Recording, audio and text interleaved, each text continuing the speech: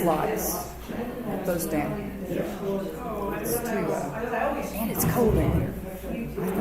It is kind of cool. It feels like the air is on. Yeah, I think I'm it going is. to get pictures of this. And Jeannie, if my First things first. do it good, can you get a picture of me and Pat when they demonstrate this thing? Yeah. Hola. Hola. Nice to see all of you again.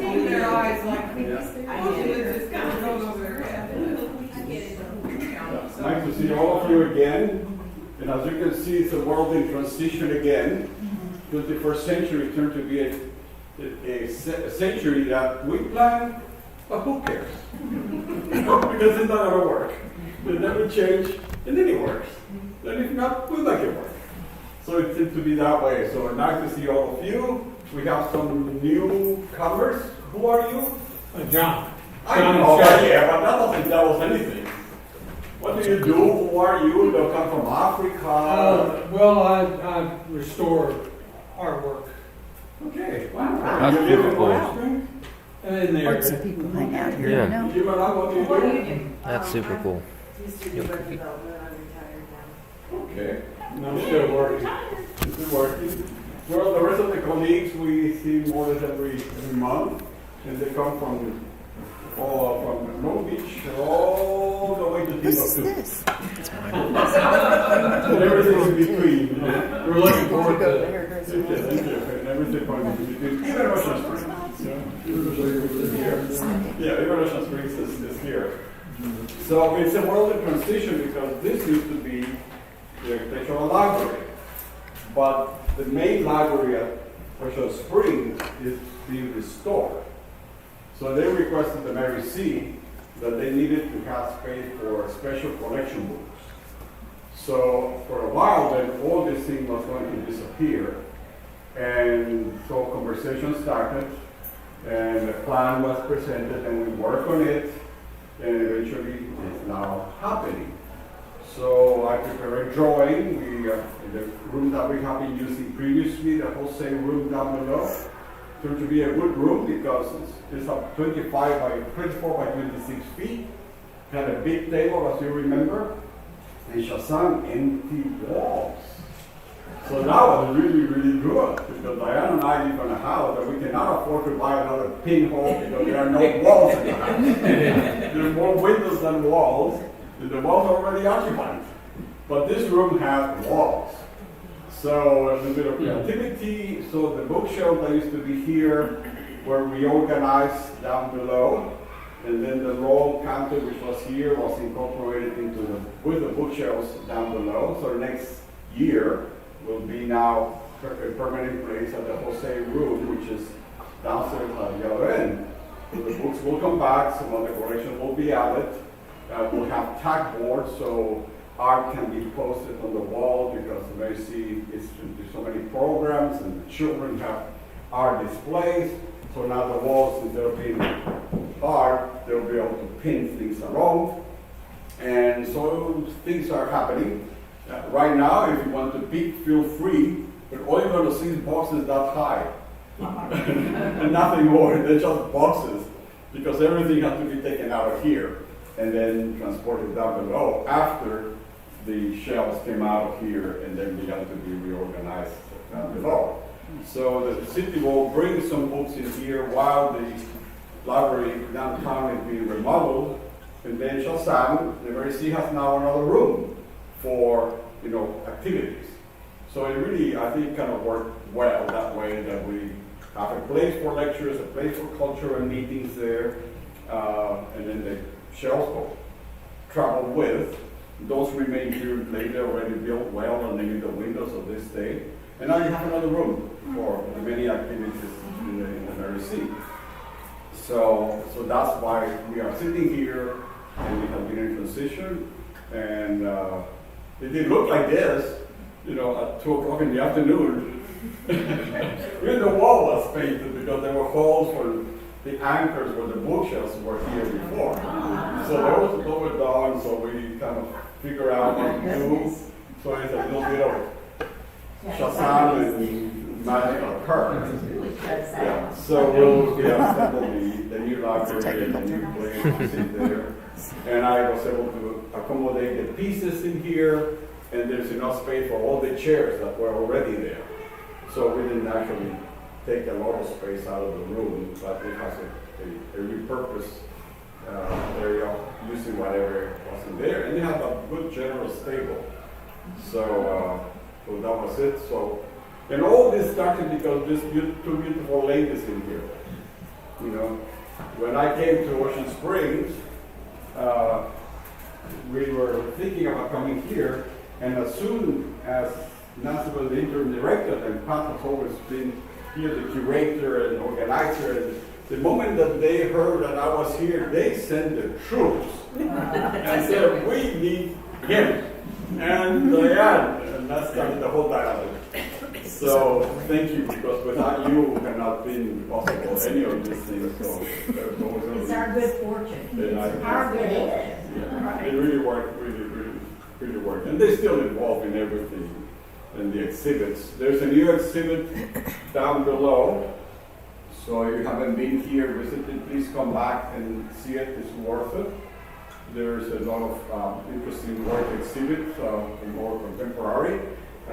Gerald he's an artist here in Ocean Springs, so he has some of his work is also displayed in there. His traveling sketches are there as well.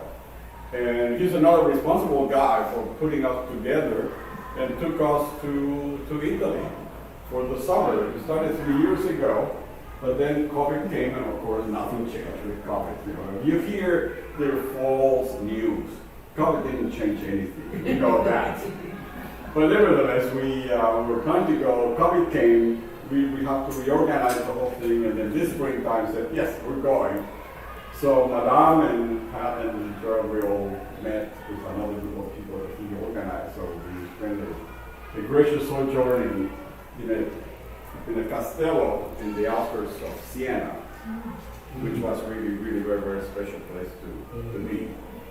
And that's why the previous lecture was not the coffee, but the previous was on the Moorish in Spain.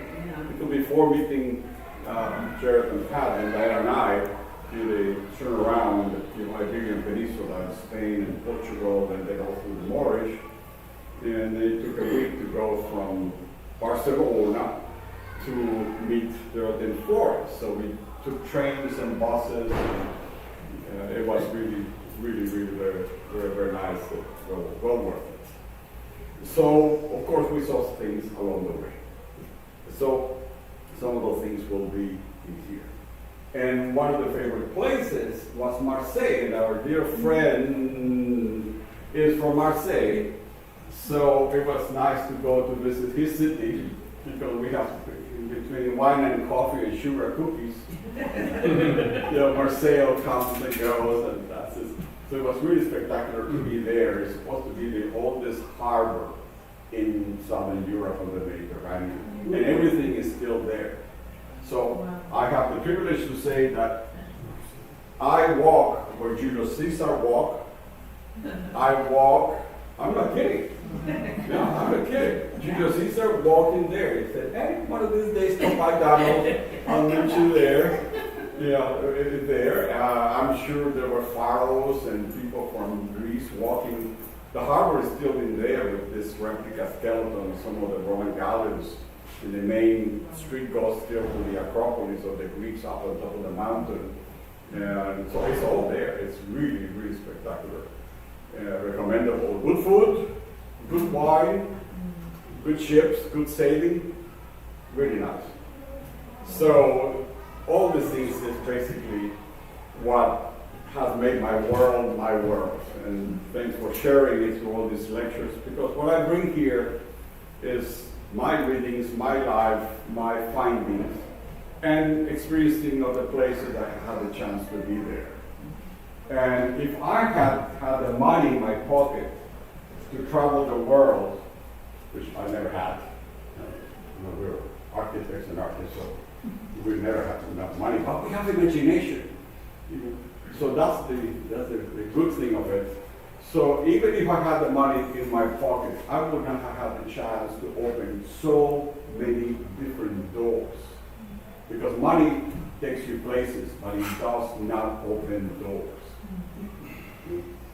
And so how did I did it? With the blah, blah, blah, blah, blah. And years again, another blah, blah, blah. But that has been the beautiful part of life, to share all those things and then time to go along. So, finally we're here. And we are the children of the sun. You know, we're the children of the sun.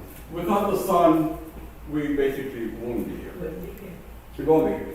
It's that simple. You know. And then the helpers of the sun has been the fungi, mold.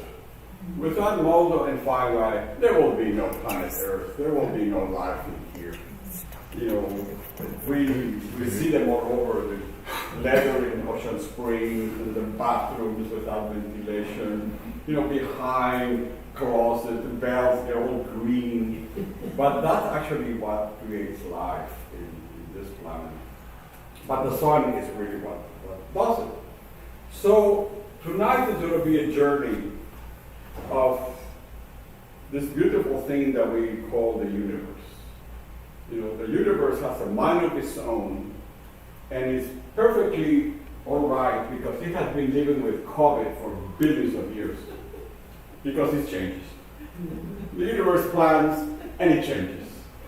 And by the time you begin to see what's happening in the universe comes and it changes again. You know? So our life is so short, and the human has been a little speckle of time like this. So indeed, we have been so privileged as mankind to have been in this little stretch of time where things have been relatively stable. Because they not always have been stable. But in this little bit have been relatively stable.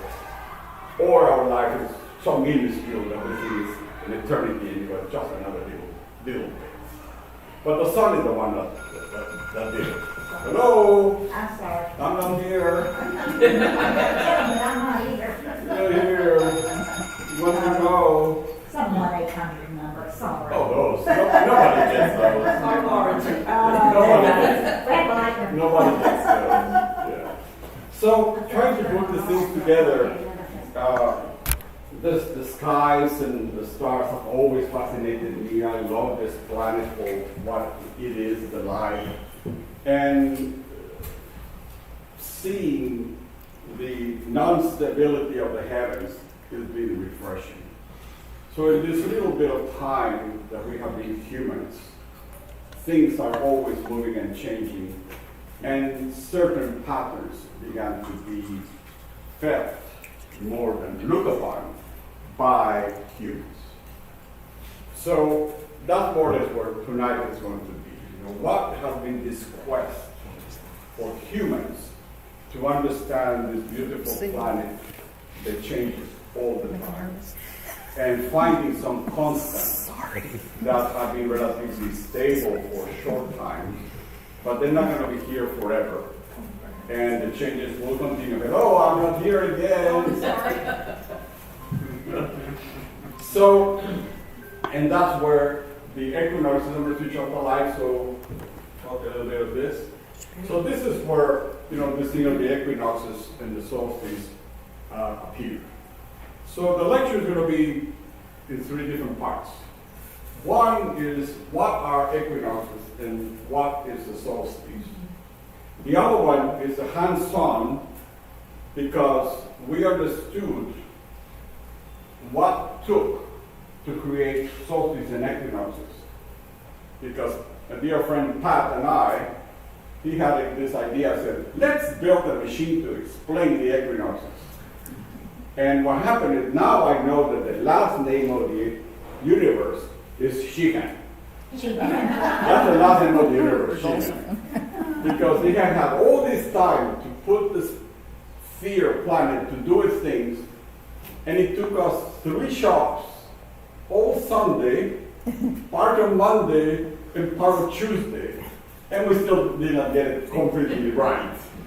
So Pat said, well, we only have a Sunday to figure out how to work the universe that had billions of years. So I said, okay, thank you, we can live with that. So we'll have an interactive, Pat and I explaining what this thing is in here. So basically, we were craftsmen of the universe this Sunday. And I tell you, that universe has had a heck of a shop to be able to make this work, because Pat has 3 different shops, all the tools in the world. You can salivate visiting his house. He had the supply, the bolt, the nuts, the tool, the electronic, the battery, the paint, Coca-Cola, wine, jambalaya, all that comes with the territory.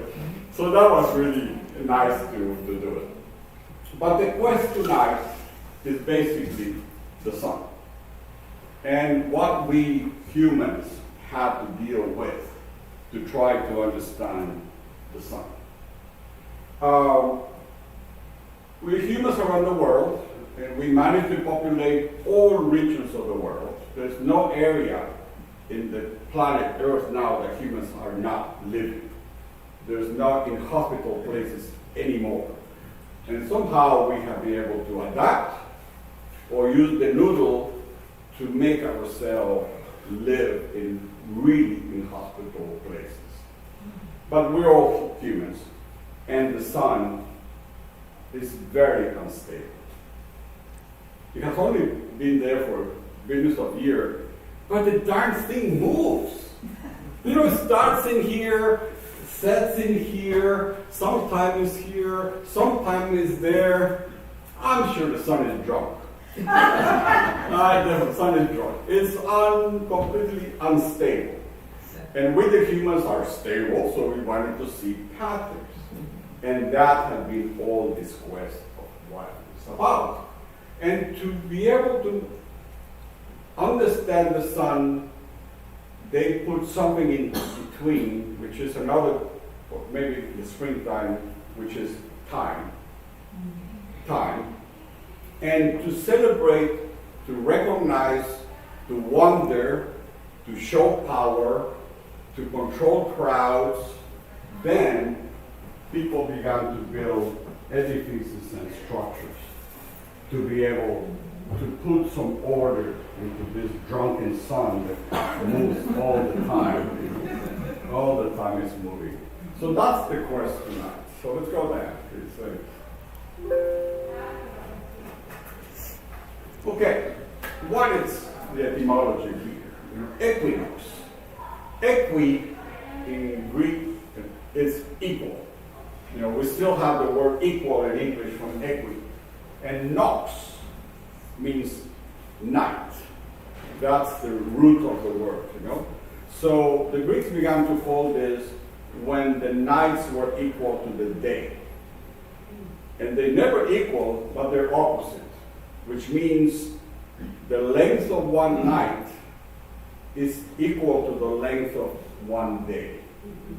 They noticed that by experience that there was 2 times a year when the length of the day and the length of the night was the same. Between these 2 times, the sun is drunk, he was doing other things. So equinox basically comes from that. So equinoctium is in Latin, and equi from the Greek equal nights. So that's basically where this comes. Then solstice. Sun in Latin is sol. So that word start with the sol being the sun, and stis means it's a period. It's solstice is a period where things do not move. Things are still, and that's where the solstice is still. So here, the word from the Latin sistere means to stand still. So it's easier to mark the equinoxes because the way the sun moves and the temperature changes, but the solstices are harder. because the only clue that we have is hello. And solstice is harder to determine because what happens is that people were seeing where the sun was setting, and then for 3 days the sun sat exactly in the same place, and then began to travel backwards. So you have to have really sharp eyes and begin to build certain instruments just to figure out where is that point where the sun seems to not move when it sets, which is difficult. The sun is moving, right? But it sets in the same place. So something is happening because they knew every night and every day the sun was rising one place, setting in the other. And when they were waiting for the sun in the east, they were expecting to see it here, but it came here. And at the time of the year, they're waiting here, and it came out there. Remember, the sun is dropped. So to find those 3 days where the sun comes exactly in the same place, that is where this thing came from the system, that they felt that it was standing still. Okay? The planets have very much the same thing. The planets are orbiting. And we look at Mars and Jupiter and the other ones go, and they're always dancing. They're also drunk. They move in the sky. But there's a certain point when the circle goes around in the planet, and you get to the farther point, the star basically, we see it there, and it sets, and then it begins to travel. So the planet had the same problem for humans. Where is that place? And it just sat still. They didn't know that the thing was doing a loop, but it was the place to stand still. So that's where all this comes from there. Equinox, when the nights are equal to the day, and solstice is when the sun sits still for a very short length of time. That makes the names of solstice and the equinox. So, put that into a very simple diagram. This is actually what happens. So we have a sun that is really, really big, many, many times, thousands of times bigger than Earth, and it's a sphere. So the light from the sun goes in all directions, and basically always is radial because the sun in the universe is minute, but for the planet Earth is gigantic. So we are so small that we actually assume that the rays of the sun basically are parallel. There's no action. We're too close to the sun to feel that the light opens, so it comes sideways. So when the sun is shining, it throws all this basically horizontal lines like that. And we all know that Earth is the one that is in the center of the universe and everything else comes. The church also was drunk. Yeah. They were living in Spain, they lived in Italy, they lived in France. Wine made wonders, so they were drunk. So once mankind began to understand what was happening, then this thing began to put it in the mind of the people. And the first people that really began to think instead of act were the Greeks. They had good wine. I don't like it that Resina is like Resina, but they had good wine. But invite them to think and to converse. And they built these beautiful structures called the agora, where nothing more than colonnades and long roofs. And the pastime, instead of watching the cowboys beating the cowboys and being the basketball, killing the wasp in the basketball, all the things, they went to these places and taught.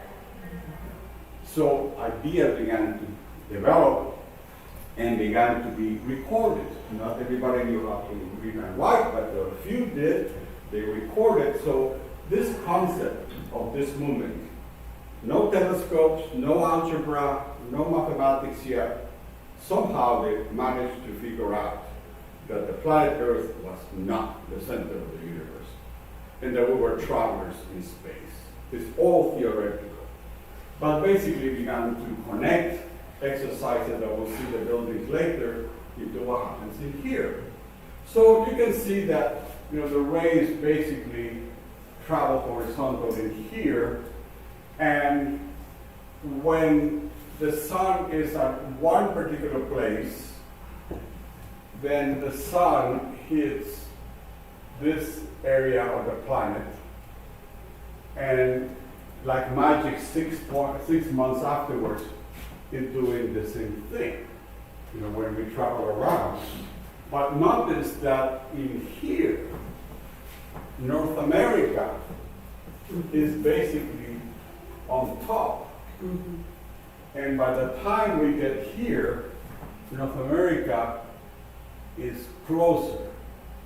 And at the equinox, when the whole thing turns around, because it goes around in the place, then the light hits the planet more or less in a certain way. You can see the shadows in here where the sun is hitting. The days to remember is always the 21st. Equinoxes on March and September, solstice in July and December. Let's go. It's very confusing, but I'll try to clear it up. So what is a solar equinox? Okay. So again, equinox, the nights are the same as the days. So the planet as it's traveling, because the planet also is drunk. Everybody's drunk tonight. I'm glad. What happened is that, to complicate matters, the Earth spins on its own way. We think it's 24 hours. Liars, liars, liars. It's not. It's just a bit less than 24 hours. Very, very, very, very small changes. The planet not only is spinning on the sun, but as it spins, goes around the sun in a certain way, and we think it does it in 365 days. Liar, liar, liar. It's not. It's a fraction less than 365, because the calendar was developed. So the planet again spinning while turning around the sun, going around and around. And if that was not enough drunkenness, the planet Earth, North Pole to the south, is not like this, it's like that. So this planet is wobbling in a certain way around the sun, going this way. And if you think that was it, it's not. Because the axis in the planet kind of pivots like this. In the south hemisphere, it's a bit more stable. The northern hemisphere, it wobbles a little bit. So this thing is wobbling and turning and spinning and traveling. So every 11 years, the axis of the Earth comes back to the same place. So this is really very complicated to be able to do all those things. That's why we needed Pat's shop with all the tools, 3 different places, a painting table, a handsaw, clamps to try to figure out what this was about. So with all these complications of the planet, on the equinoxes, March and September, the planet is in a certain position that the fattest part of the sphere, which is called the equator, on those 2 days only, the equator, the belt of the planet, is perpendicular to the rays of the sun. Perpendicular means whatever comes in here intersects at 90 degrees like that. That's perpendicular. So that day, the sun rays coming and it hits the equator of the planet. That's why the day and the night are equal, because the sun is just hitting one specific place, which is the equator of the thing, which is more or less what you can see in here. Half of the sphere is dark, half of the sphere is illuminated. It only happens one day in March and one day in September. So it becomes that way. So with this solar equinox is where the only time that you see the sun come in the east and 12 hours afterwards set exactly in the west. It just travels the sky in one line. Only on those 2 days. The rest of the days the sun is drunk. That's other things. So that's where we begin to do. Humans were trying to figure out where is this thing going? What is the sun doing? They also noticed that the planet got cold and it got hot, and it rains and it doesn't rain. Butterflies appear, butterflies disappear. Weeds come, weeds die. Bees come, bees go. What a crazy world, you know? All this thing going on, and the brain's only about that size. So, because there were humans began to take records when these things were happening. Suddenly, when it was cooler, certain flowers came out, and certain birds were out, and certain fish came out. And when it was hot, other plants appeared, other animals came out, other temperatures happened, people went naked. They were gone. So it takes time, and it takes intellect to begin to see it and put it out, write it. Otherwise, it's just words written in the sand if it's not written. And people at the time were not knowing how to write yet. So they have to do something to be able to do these markings. So what happened is that people began to notice this thing, the sun always came in the same place. They had to invent something. So that's where north, south, east, and west appear in the western world. Because Europe did the same way, but it's not the same for the Incas and not the same for the Australians. Everybody had to develop their own because they were so far away. But in the northern hemisphere, we invented the north, south, east, west. Okay? And by the time we began to see and build certain simple machines to see where is this place where the sun is coming, you know, where the horizon, where something comes in here, and begin to mark. They didn't know what time was. They were just trying to mark this kind of thing and begin to put some ideas into that one. It's very complex because what I told you when I was doing my ballet like that is represented in that graph. So what happened here is at the equinox, you know, you have the sun, earth in there, and you see that the sun goes around in that red ellipse. That is the planet Earth around the sound of the sun doing all this dance while it's rotating, while it's wobbling, does the red. But indeed, that's not true. Because the planet is not like this, but it's like that. Then the real horizon is the light blue line. So for us, it's easier to understand that the Earth travels flat. But the way that it indeed is that the blue one is the one that's flat, and the red one is the one that's flat.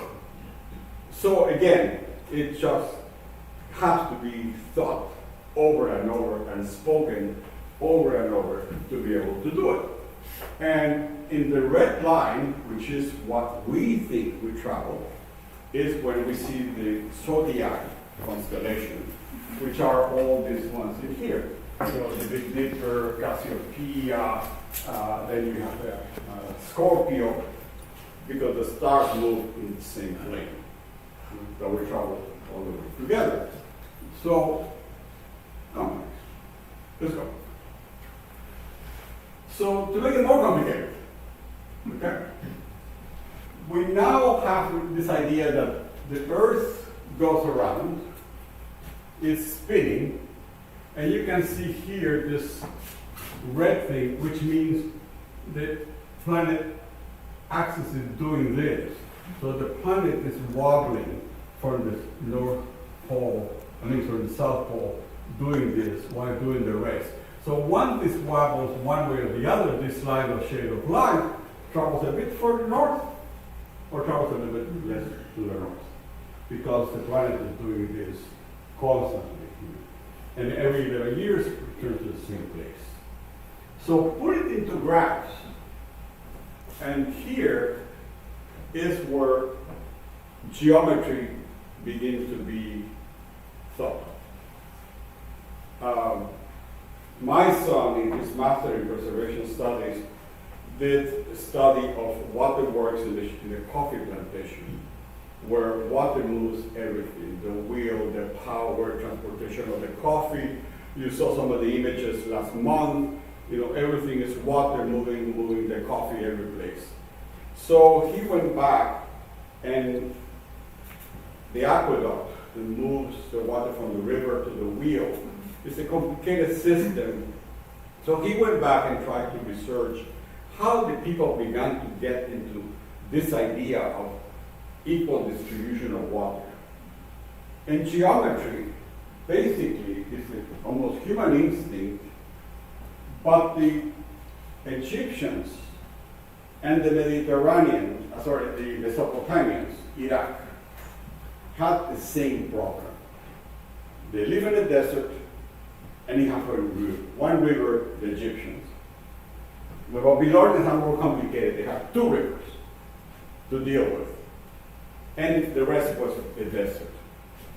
So people began to survive, and they have to do agriculture. And to have agriculture, you need water. And in the desert, you need irrigation.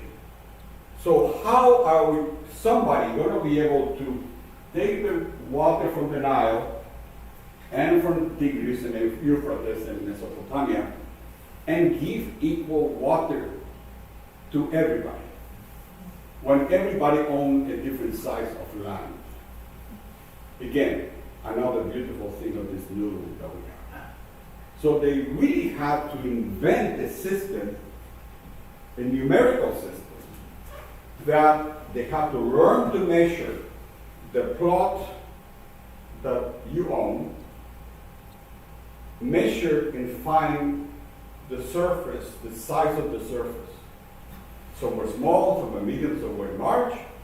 So once they learn to measure that one, they have to get it into proportions so that everybody gets the same water.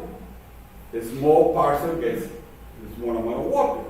The middle parcel gets more water. The large parcel gets more water. But they all should be with the same amount of water.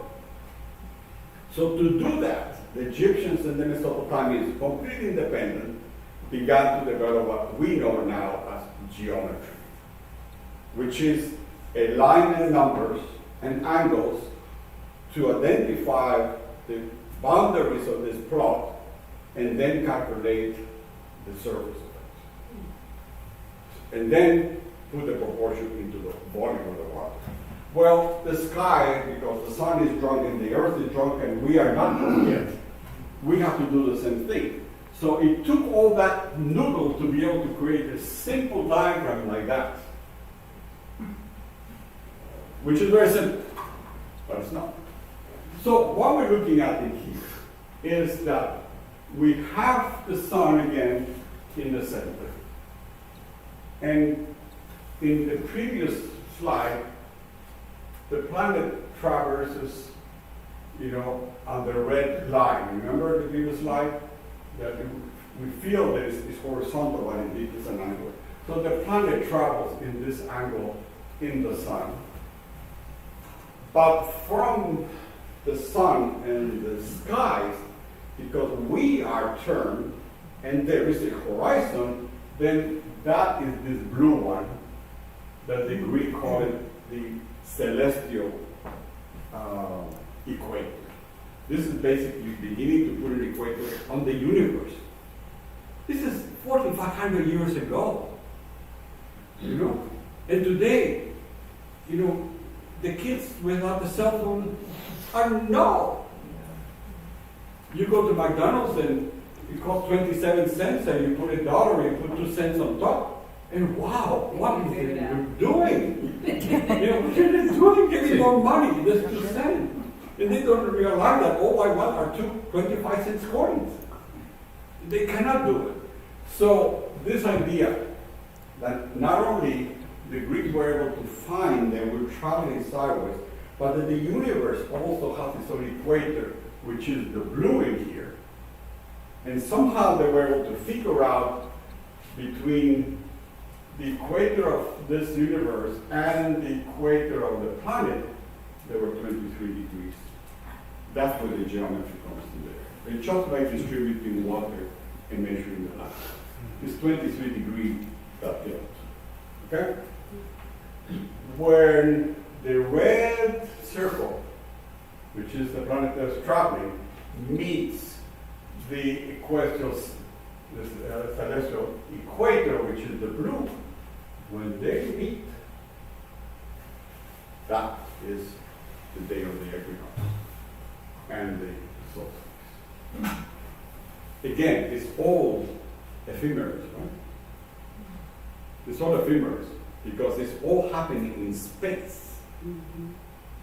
And somehow they were able to create a simple little thing like this to be able to understand all these movements. And you can see here that that's the pole north to south of the planet going like that, wobbling, while the green one has its own north-south in the universe. So that concept of these circles touching at each other allowed them for the first time to be able to put numbers to time. Before that, it was just the sun setting here, there, and there, whatever. But now, we were able to do it thanks to the Egyptians and the Mesopotamians. They began to do those, the Greeks thinking that all this thing was moving and doing the Arabic numbers for the first time, and now we have numbers which is what we use right now. But remember, that's only the Western civilization, certain part of Europe, Mesopotamia. We still have the rest of the world, and it's happening all over the world. So let's go. We are not the only one that have this problem. And in our beautiful universe, solar system, there's only two other ones which are lucky, like planet Earth, that we can have equinoxes and solstices. It doesn't happen in all the planets. It happens in two, actually 1.5. One is Saturn. Saturn is like Earth, has a tilt. And the other one is Europa, the moon in Jupiter, that is similar, the most similar thing to Earth, including water. So, because they have the tilt, they have equinoxes and solstices. All of the other planets that rotate on the sun, they don't know what that is. So, this was not known until in 2009, when one of these beautiful birds was sent by NASA to travel and go, trying to get as close as possible and hour far away from the sun. That was the first time we were able to see a visual that the rings of Saturn, we always see Saturn like this with the rings, remember? But on the equinoxes, because it tilts, we only see one line. We don't see the disk. We just see one line intersecting the planet like that, because it has that tilt. And so that means that the rings do this because it has an incline. And the other one again is Europa. Let's go. So this is the photo that we, for the first time we saw, when we had to understand Earthlings, that indeed those things were doing this, which is very recent. 2009, I wasn't born yet. So the northern cultures began to put that into practice and try to make it useful, and of course, power. Knowledge is power. And Europe has been a part of the world full of humans. They are very thirsty for power. And unfortunately, the Europeans find out the best way to have power, the best way to control the crowds is by ignorance. Because if you do not know, you become fearful. So ignorance has been the tool of the Europeans to control the crowds. And the system that the Europeans developed in their beliefs turned to be the church. And the church has survived 2,000 years because it invites ignorance. It's replaced with faith. And again, the church and everything is that's out of the door, right? We're talking scientifically. Faith, everything is outside there. So they have to use this thing that we're learning and put it into power and be able to identify how it is. So Charles Borromeo, he was a Dominican, and he was able to get into this geometry of the solstices and the equinoxes, and he decides that the way to orient the churches is having the equinox on one side of the church so that the altar was always at the opposite end of it. So that was the way that began to go around the Christian world, setting these churches. And very, very few are not on that axis. Very, very few. Most of them are actually. So this meant that towns had to be turned around, the piazzas had to be turned around, as they're coming from Christian, from Roman, and Romans had one philosophy, the Christians had another one, so they had to start changing everything. And with Europe, we were in Siena and Pat as well. Siena, a beautiful city in Italy, it was a Roman city that had like a checkerboard. And right now, it's a labyrinth. It's almost impossible to think or to know that you indeed used to be on a city which was organized north, south, east, west. Because they twisted completely. Right? It's impossible. So that was part of this idea. So again here, the equinoxes began to be used to orient this kind of things. And of course, you translate that to the Christian belief. You do it because Christ will come back from the eastern horizon and he needs to enter the churches. So that's the point of the church. The Christ will come back and it will come from the east. And now the churches are welcoming the Christ because they're oriented. The gate is towards the equinox. Yeah. And other parts in the northern part have, like in Cambodia, has big city where the whole city was oriented to the equinoxes. So the Hindu places, the Burmese, the Vietnamese, they have their way, not religious, but the orientation because the equinox. The faiths are different, but the sun comes in the same place. Let's go. So in this northern hemisphere, absolutely nothing happens. So close your eyes, I'm going to put the lights on, and we're going to delegate my builder friend here to put this in motion, all this idea that took 4,500 years to make it work. He already took us half a Sunday.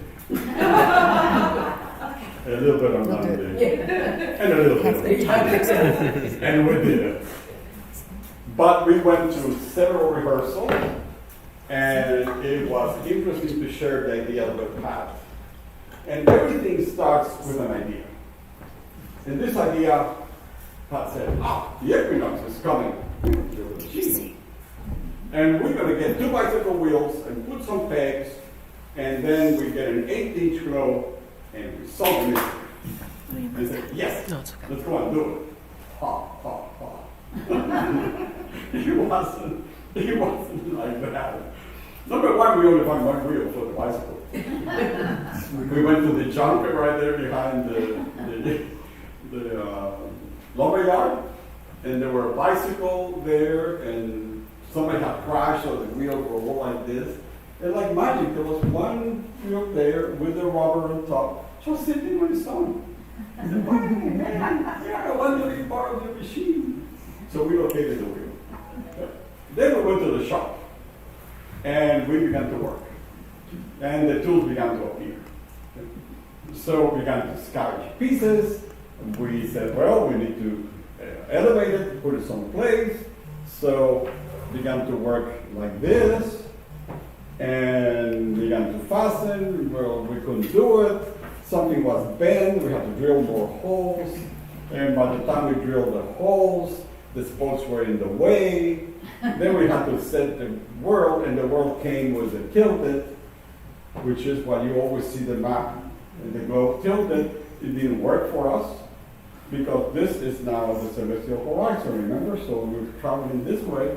So then we have to calculate, where is this vertical place? And use the arch that the globe came with. This came with a little dish to put on the table, and everybody said, oh yeah, the planet. So we have to figure out where all this thing happened and drill many holes. We were not wrong. We needed the right way to do it. So we began to do that, and then how we're going to attach, first we're clamped into the tire, and by the time we began to spin it, then we began to do this because the tire was rubber, and it was not doing it. Then we failed completely. Completely. The northern hemisphere always was in summer. Always was in summer. All the theories, all this thing, and we couldn't reproduce it. It was always in summer. So, and it doesn't happen that way. Look how we dressed today. We know that. What happened is, ideas, hair, drilling, screws, 15 trips to the hardware store because one nut was missing, the other wasn't the right size. We lost one, and then we had to go back to the lumber yard to get the other one, and then the washers were too big, and the other washers were too small, and this washer we needed pressure washers. So finally, it's here. Okay? So, my dear friend, make it work. You can stand up, come around, because it's the other way. Stand up, join the horses. A little close to the planet here. Yeah. Come close. It's here. It's not on the screen. It's here. Come to see this. It's going to happen. It takes two to tango. So to do it this with pass, we have to do it together. You have to hold it. Yeah. So the right orientation. what you have in here is one black line that goes around the globe, and that line that goes this way pole to pole is the line where the day starts in our calendar. That's the international day like time. That's the line in here. So it goes near New Zealand in the middle of Polynesia, and the other side goes right through Greenwich in the outskirts of London, the observatory, and that's where they decided to be the place to measure everything horizontally from that line. So, on one side goes through Greenwich here in Europe, and the other one goes through New Zealand in here. Then, of course, you saw the diagrams of the equators and other things. So, the fattest part of the planet is the equator. So, we mark it here, in there. But that doesn't tell us anything. Because the sun is doing its own thing. So, in the globes you can see the magic word Tropic of Capricorn and the Tropic of Cancer. And then of course you have the Arctic circles. And they have a reason to do. So this line that you see here, the equator and the Tropic of Capricorn and Cancer, and the Arctic Circle and Antarctic Circle at the other end. So now this planet is not correct. This is actually spinning on its true axis. Spinning that way. But remember, the universe was drunk and decided to do it this way. And that's what this 10 is representing. Those are those 23 degrees from the vertical that it goes like that. And so the planet, instead of spinning this way, spins this way. And then this one does this more than the South Pole. So it wobbles along. So from here on, pop. Go. So you can see the sun here. And it's, that's equinox. Okay, it's not working, right? See, we put the equinox and it moves. You gotta have that line oriented the same way all the time. So this is what Pat says, we only have a Sunday to do it, and the universe has 50,000 years. So what happened is that it goes in here, let it go, you put it in there, and then by the time it's there, look what happens. It goes downhill and it doesn't go up again. So we figure out what happened. Well, the anchor of the wheel had a bend, the pole that we used is not 4x4. The wood was bent a little bit, so we have to put it level, put it everything. We figure out that it needed legs. Now the wheel is horizontal. Now it spins. Before it wobbled in there. So all these things we were just learning, and then Pat came with this great idea that the sun now spins with the planet, right? We can see, but the planet is spinning. So where do you want to be the solstice and equinox? You want me to be the north? Right now it's on the summer in the southern hemisphere. Okay. So here you can see that the sun is hitting, as Pat said, this southern hemisphere. This is the equator. So the lower belly is closer to the sun, and the northern part is far away from the city. So guess where it's hot and guess where it's cold, right? Because it's here. And the sun, once it gets to this tropics, the light is not perpendicular any longer. It begins to travel tangent. And that's why from this point onwards we have these 4 seasons, while in this band we only have 2 seasons. Because the light is not perpendicular from the sun anymore. So it takes 2 to tango. So here, Pat said, in the southern hemisphere is summer, which means in the northern hemisphere is winter because there's no sunlight here.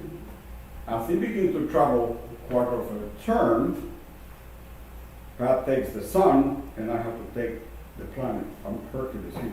Carve the planet. Okay, let's go. So, see, the planet is traveling, but also, but also is turning. And by the time, I told you it was not easy. It's here, Patrick.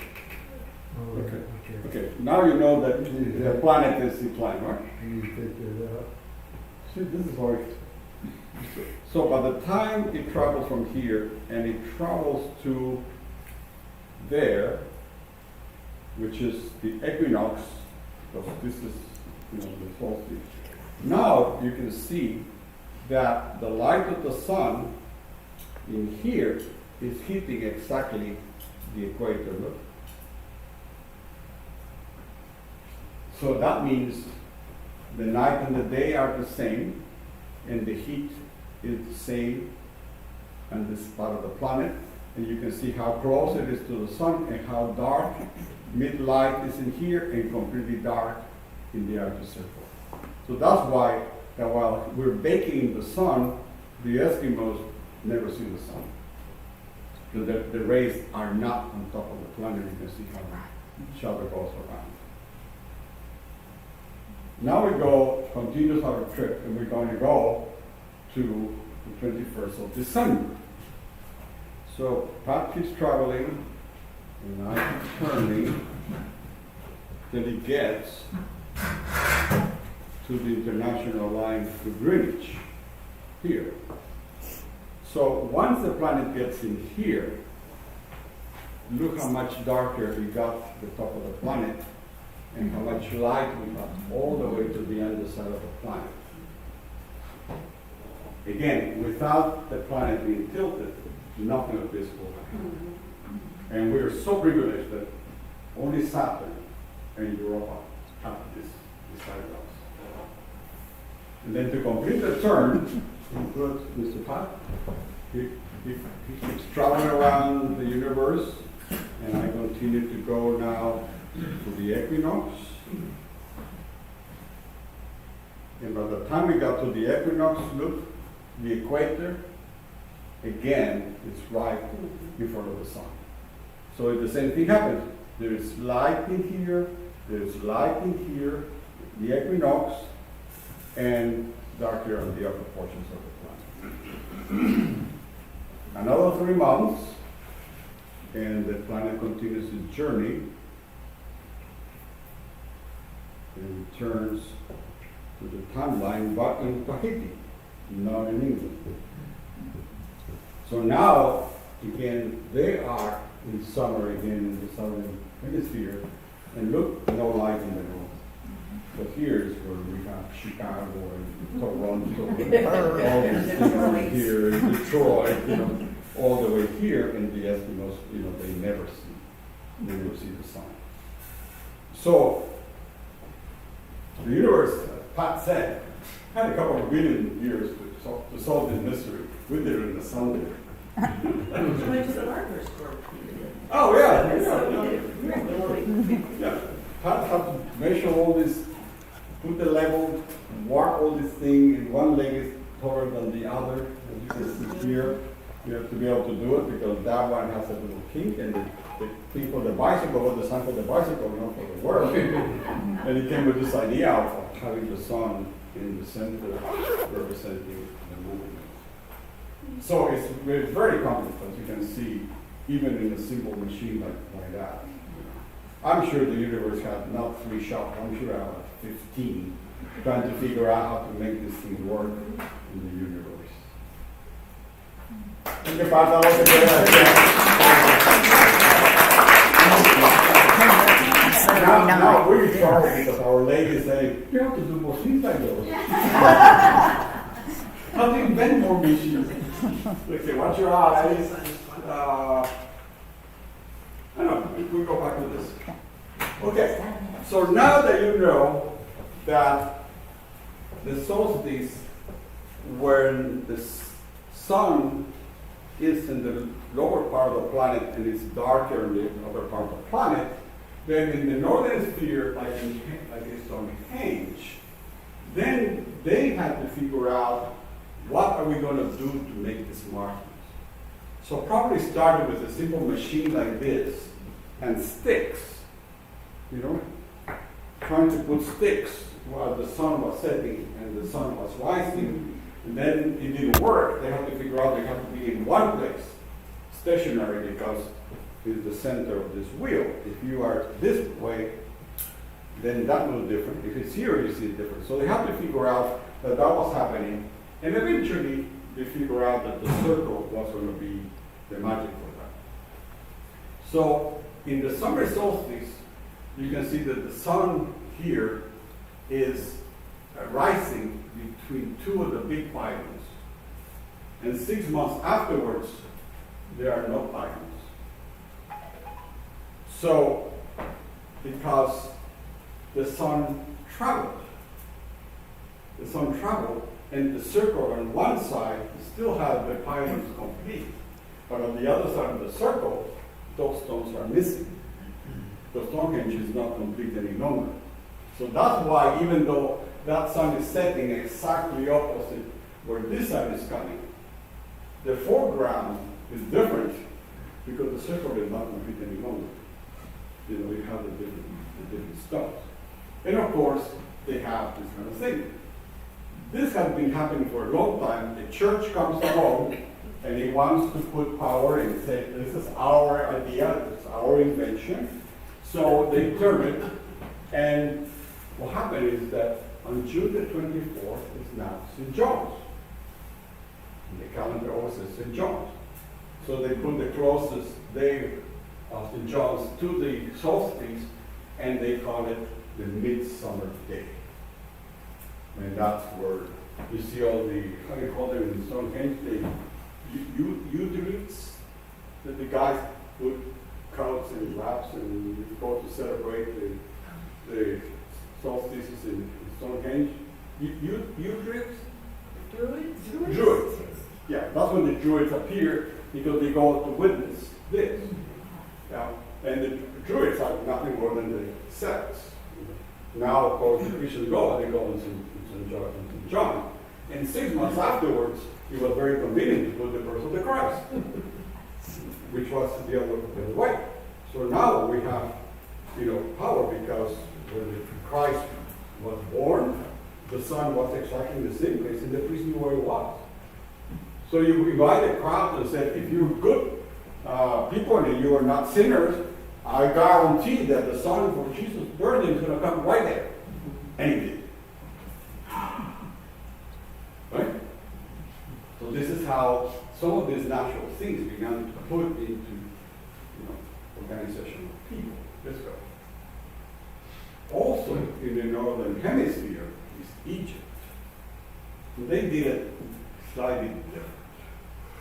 When the equinox occurs, two faces of the pyramids are fully illuminated, and two faces of the pyramids are in shadow. Not too far away from our planet, right? Except there is a pyramid, so it is few. But when one has light and the other one has a sliver of not light, it's not the equinox here. The day of the equinox, two sides of the pyramids are illuminated fully. And then begin to get short from one side and into the other. The solstice is different because the solstice in Cheops, you can see this now in videos. You see the sun coming because in the solstice is the summer, is the winter sun, down at 23 degrees. The sun hits the pyramid and the sun travels like this on the side of the pyramid until finally disappears right intersection of the Sphinx and the pyramid. And it's beautiful to see the sun just kissing the side of the pyramid. It's really beautiful. Yeah, completely, really, really nice. And this thing of being fully illuminated, I couldn't find a view, but now with drones, we begin to see the world differently. So somebody put a drone on top of the pyramid, and it's beautiful to see this, because it's a square base, where exactly half is illuminated, and exactly half is not. And before drones, we were not able to see that. So that was how they dealt in two very different ways. So again, remember, they invented geometry as well as the planets. And this three-dimensional thinking to be able to do. I'm sure Pat, the Egyptian, needed 25 shops and 129 trips to lumberyard before this pyramid indeed was able to be built. These were models built, tested, moving before adjusting this kind of thing. And when they saw Eureka, then you can see this. But Pat was basically the Egyptian there. This thing doesn't happen out of just the air and a couple of algebraic formulas. You need to test like this machine. We did it many, many times. But it's beautiful to see it. And I recommend you to follow that one. It's really majestic to see the sun coming, and it kisses, and it travels and travels and travels and travels and disappears like that. Just beautiful. Let's go. Well, the Egyptians also did other things. And Cleopatra, Madame Cleopatra, It had its own chamber and its own places, and she ordered 2 obelisks to be part of her palace place to be. She went to count it, 2 of them. And then, of course, the Europeans came, and the Romans came, and they saw these majestic pieces of stone made in one place, and they were so clever that the Romans came and redesigned ships to carry obelisks, and the system and the harbors to be able to put the obelisk. The ships were not that large like this, and the obelisk traveled in a diagonal like that, without flipping the boat and going into, because this granite is curving. But they managed to do the ramps, the forts, the boats, the gateways, to open the ships to be able to get this huge obelisk, and they moved into Rome.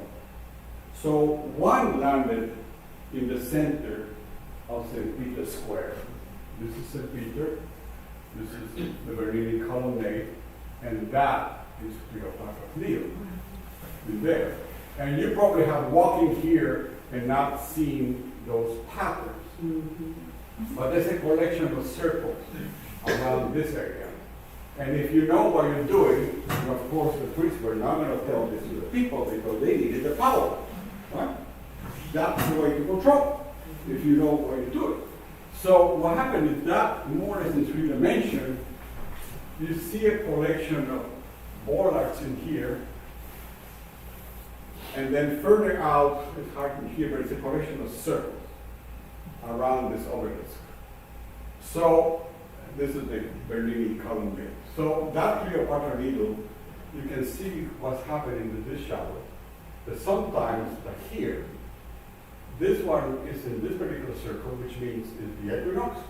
And when it comes to the winter solstice, then it travels to the outside because the shadows are much bigger. And on the equinox, at noon, there's no shade. The only thing illuminated is the top of the obelisk. You see the 4 sides now illuminated by the pyramids in Egypt. So this is basically a solar clock. You're right in front of St. Peter to be able to see that one. And when you go, this is what you see. If you're in the right time, in the right place, this is what you see. That sun travels down the obelisk. The other Cleopatra needle is in London. It's on the banks of the Thames River. But it doesn't have a solar mark. It's just standing up, the bridge. We also can do it. But it's not a marker. It just sits in there, the second obelisk, to be able to do it. But this is where it landed. So as you can see, it's a big machine that people by the meters walk. But unless you know where you're walking, you have no idea which month it is, when is Jesus Christ's birthday, when is Mother's Day, when is Arbor Day. Only the few that can read and write know, and the rest just by the people. And that became the way to draw this girl. It's an incredible work of imagination and architects and builders, right? I like this one. Have you heard of Manhattan Henge? It's the name. I invented Manhattan Henge. It's given Manhattan Henge. So what happened is that probably about 10 years ago, somebody began to notice that the sun was doing these things in this canyon. And the best place to see is 42nd and 62nd Street. And Manhattan isn't a Greek, but again, it's a little tilted, like the planet, Manhattan is drunk also, like this. So not all the streets you can see it. But in these 2 particular streets, you can actually see, and during the summer solstice, because the sun travels, then it comes here, and it goes right between the buildings, and it sets at the bottom. So this is the morning, and you can see the buildings are different. And this is the sunset, and it goes in here. Well, you can see what happened. The traffic stops in Manhattan, because everybody gets up there. I don't know why you're doing it, but they sure are doing it themselves, you know? And look what happens in Central Park when the sun is doing that. Yoga, crystals, hummers, whistlers, you know, strippers, all that stuff. It's a celebration, you know, it's a celebration. And it's amazing because you can see this visual, but the traffic literally stops. And the police, they cannot do anything, it's just a gridlock. And everybody does. You know, but it's beautiful, you know, to be able to see those things coming along this way. There's one in Rio de Janeiro that does this kind of phenomenon, and Chicago has one street where you can see actually. But the yoga became that's part of the celebration. It's millions of people. And what? You know, with the celebration of the solstice. Let's go. Then, of course, people are everywhere. So, North America, before the Europeans, you know, there were people too. So, there are many in the United States. The Chaco Canyon has beautiful ones, but that's a different issue. It's too complex, too beautiful. But the one I want to show you is Cahokia. Cahokia is in East St. Louis, just across the river, the Mississippi River. And the largest pyramid ever built by mankind is there. It's larger than the pyramids in Egypt. But it's an American Indian, so who cares, right? Who cares about that? We're still not Americans yet. But Cahokia is right there. And what they did there is the archaeologists call it a Woodhenge. Not Stonehenge like in England, because it was done in wood, in stone. This is a Woodhenge, because it was done in timbers. And I'll show you some of those. So of course, there will be celebrations like the yoga in Central Park and the drums and the nakeds and everything. But it's interesting because now that is a state park. You know, it's a national park. Cahokia is now a national park. And I found it interesting. Read the last thing.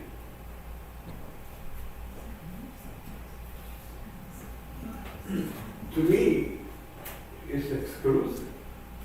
The things were built for crowds, for people, for celebration. And now, because the natives, which they did it for their beliefs and their celebration, now we don't have it. To me, it's a short circuit there, right? And I'll show you some of that. And then, of course, South America with the Inca and the Quechuas and long story of relatively recent, because they were alive when the Europeans got there with Pizarro. Began also to do their work in here. So I'm going to show you Cahokia in North America and Tiwanaku, which is in Bolivia, not in Peru, but in Bolivia. Peru has a lot, they're more popular, but Tiwanaku is not really known too much. So let's go and see. Let's first go to Cahokia. That's Cahokia. So you can see it's a vast site, enormous, really large. And these people came, they were traders on the Mississippi River and not being exposed, so they have to take a river, a creek, a bayou that turns upriver, and then Cahokia is located there. So from the Mississippi, Marauders were not able to see it, but the locals did. So you have the large pyramids, and it's an enormous village and ceremonial center, and you can see here the circle of the Woodhenge, right? There, which are the poles. So when the light hits specific poles is when you begin to see. So these poles in here are Christmas, Arbor Day, my birthday, Diane's wedding, you know, depending on where the sun goes cold. It's a clock, but it's not the European clock. It's not by the hours, minutes, and seconds. It's for events. You know, when harvest, when the river comes, when the flood is coming, because the Mississippi River floods every year. So they're able to mark those things, those are those poles. But on the certain particular place, if you are in the center of the circle, that's what you see. You know, this mammoth structure in the pyramid there, waiting for the sun to come. On the other side, then you see that, because you have the temple here, but the circle is around the sun, and on the other side. So you see a pole in the way. So this is Cahokia, this San Luis. I put this arrow here, I don't know if you can see, but those are humans. It's large. Those are humans. That's are people here standing up on top of the mountain. That's a lot of dirt to be carried in the bottom of there. So the volume is really, really amazing. Let's go.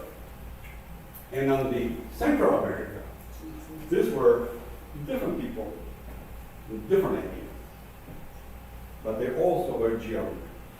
The Maya, the numbering of the Maya has only been surpassed one time very recently by the computer. We use the Arabic. So we have 9 digits and a 0. 1, 2, 3, 4, 5, 6, 7, 8, and a 0. 2,500 years earlier, the Maya invented the 0, which is a philosophy. A 0 doesn't exist. It only exists depending on where it's placed. And the Maya did it with 2 digits and a 0. We use 9 and a 0. The Maya did it with 2 and a 0. 1 dot and 1 bar. And they calculated eclipses, movement of the sun, mathematical computation, because they have the 0. So, having said that, you go to the Yucatan Peninsula in Chichen Itza, it's not Chichen Itza, it's Chichen Itza. I saw a t-shirt that said it's not Colombia, it's Colombia. There was a guy from Colombia. So what happens in here is that you have this pyramid oriented in a certain way, and the Maya, the Egyptians are smooth, but the Maya had steps. We have the reason, that's another lecture, to do it. But if you are there on the equinoxes, and you are in the big square, the pyramid is tall and only has one continuous staircase. The raising of the staircase is a rattlesnake head with the jaw open on each side of the sort of normal staircase. And the rattlers are on top of the pyramid, and those are the columns supporting the there. You can see the carvings of the rattlers way up above. And there's nothing in between. You have the rattlers, and you have the jaws. And this lived like that for a long time until the guy who became the new guy came to mow the lawn, began to notice that on certain days things were happening. And what happened is that as the sun is setting on the equinox, look at the diamonds of the rattlesnake.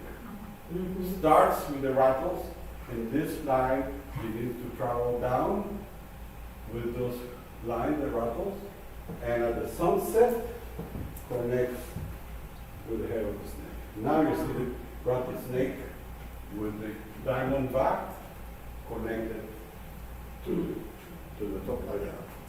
This is high mathematics, right? And they did it with 2 digits and a 0. 1 dot, 1 bar, and a 0. So what happens with that? Let's go.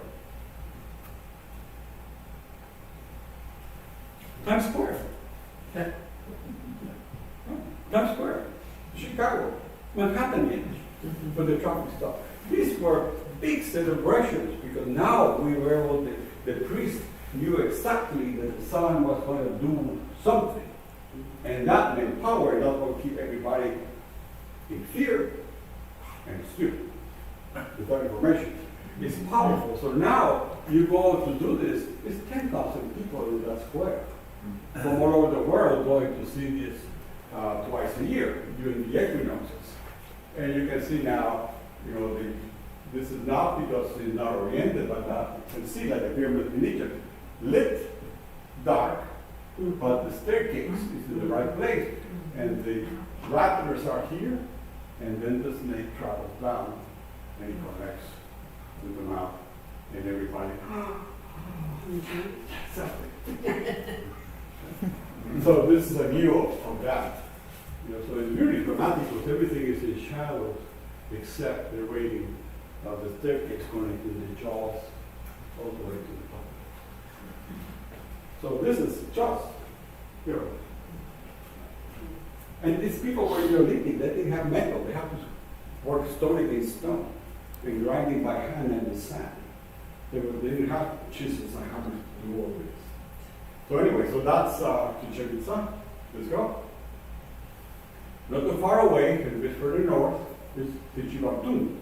Chibatún is near Mérida. And you go probably about 50 minutes, 45 minutes away from Mérida, from Progreso, sorry.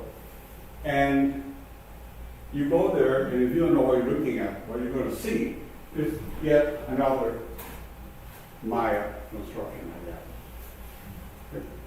And it's called the Temple of the Dolls because there are some figurines of humans in here. And remember, archaeologists are still have European idea. Archaeology, so American Indians are stupid.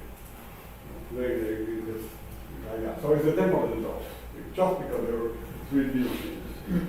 Well, I happened to be here, and there was a professor of archaeology from the University of Mexico. I went to lecture and brought some students, stayed, took a couple of extra days, woke up at 2 o'clock in the morning, they picked me up, drove to here, went through the fields, and what I saw was that. So that building here is this building here, right? So you can see the 2 windows and the opening in here in the staircase, like that. But it has this marker sometime apart. It's quite a distance from one to the other. This over this, the temple is probably about a good 1,500 yards. It's quite a distance. But it looks just like that. But then you get up 2 o'clock in the morning, and you do the trek. You go alone, and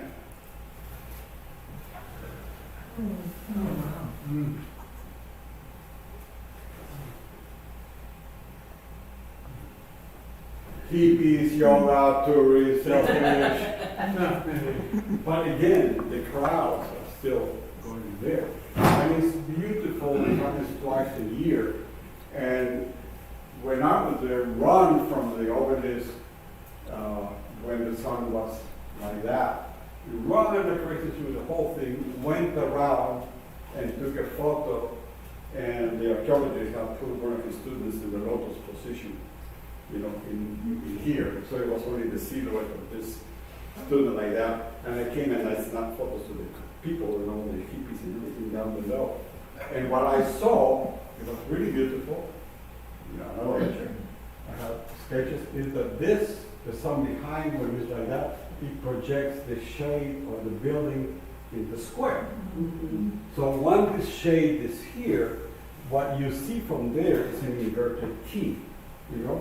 This portion is in front of you, this thing is there. It's on the square, it's this inverted T. And that is the Maya glyph of sun. The shade means sun in the Maya. That is really, really beautiful. Really, really beautiful. This one. Then is Guatemala, in Tikal, which is probably one of the largest center, and these people were a bit more ambitious. Between the 2 that we saw before and this one is about 2,000 years. So this is much, much older. But in here, they used the whole city. So the main square, which is here, this temple here is 370 feet high. Those trees around here are about 280 feet. It's a jungle.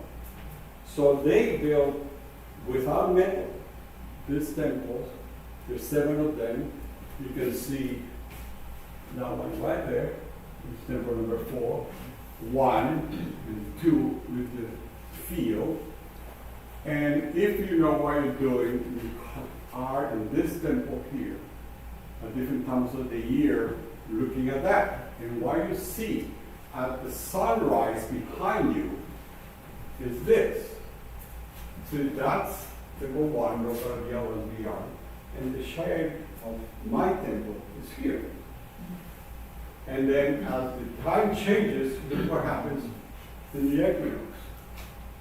And as the sun continues to set, this begins to climb and it completely erases the pyramid. Because now the whole pyramid is in the shape of this other pyramid. Then you know you're in the equinox. And of course, the piazza just gets a lot of people. And if that was not enough, when you climb on this one that is the shadow, there's a doorway here, and what you see from top there, this line are trees. Those are the pieces way up above, and now you see the sun doing this dance circle behind the pyramid.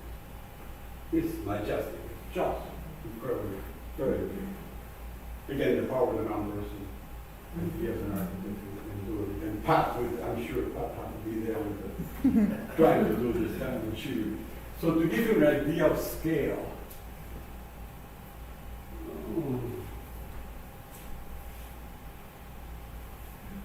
the humans are they're only about that size. What you see here are actually stellar. They're not people. People will be like that size in there. It's quite large. Let's go. And then we go to Tiwanaku, and this is not Peru, it's in Bolivia. So it's a bit lesser known to the world, but in Latin America and South America, we know about it. So look at the size of this complex. And this is a desert. It's like Arizona, there's no water. Nazca is far away, but it's the same huge area.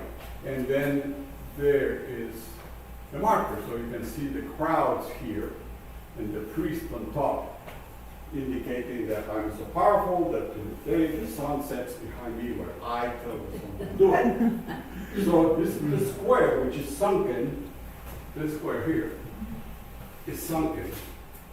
And they have these pylons, and then we have that opening in here. And by the time you get there, you land any day, and it looks like that.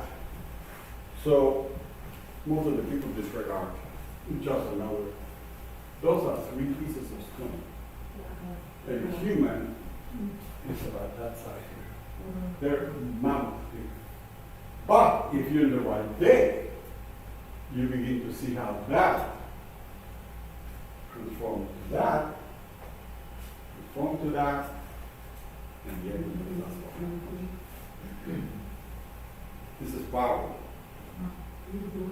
The priest is saying, wait, I'll tell you, the sun is coming here because I command the sun to do these things. And that controls everything. Let's go. Polynesia. There is different because they have people. And because it's a young culture and Neolithic, metal there as well.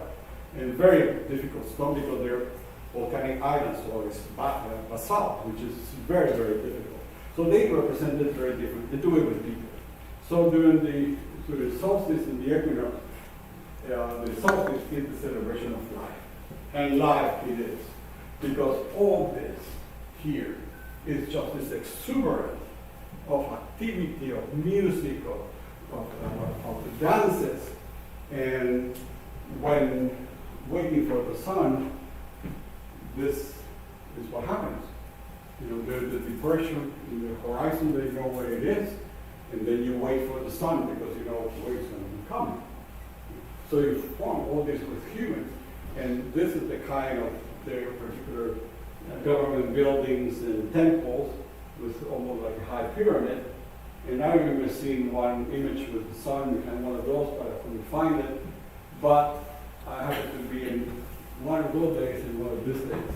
And this is the feast of color and music, and you can see the dances like that there.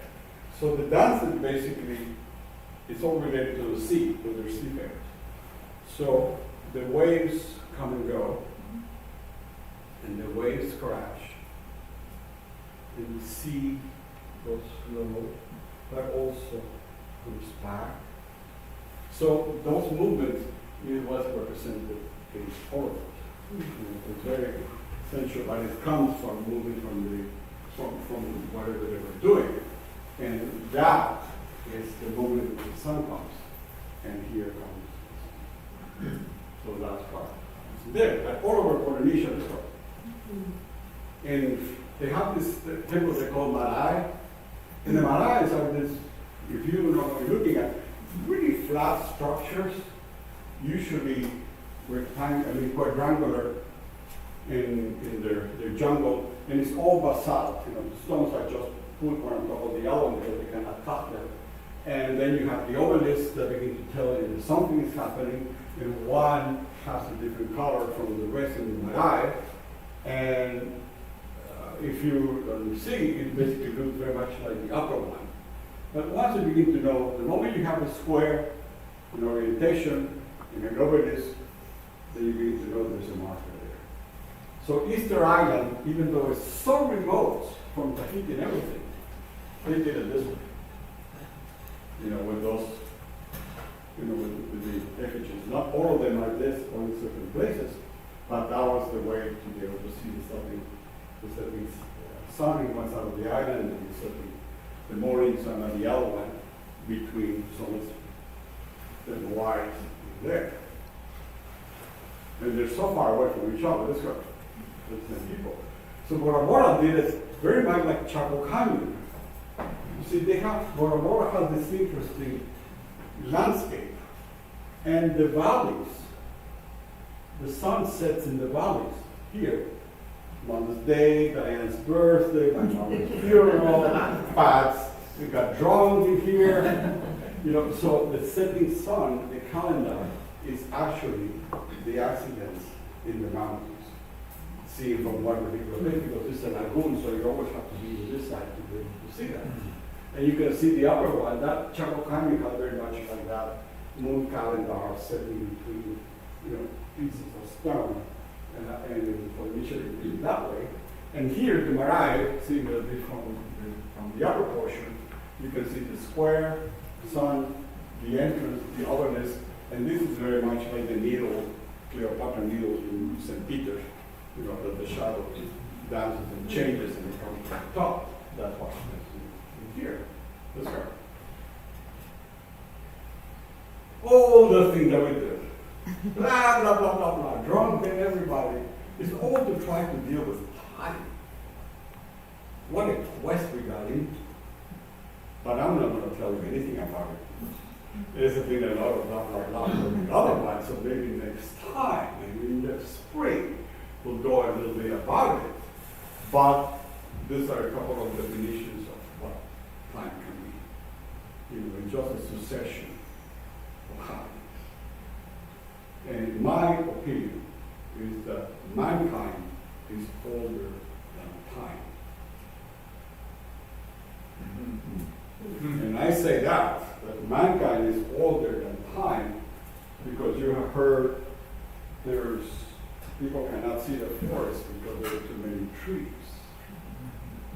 And where the people are not there, when the tree falls, doesn't make a noise. So I think that mankind is older than time because the universe has been working in some way, but we try to come to get our lives at time. So that's why we need the time, and mankind is older than time. So that's why I like this video. So then go back to 3 or 4, please. Back.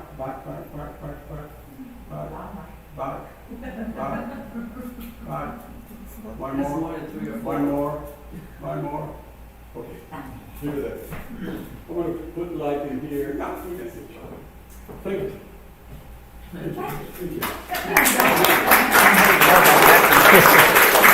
I've seen footage of that.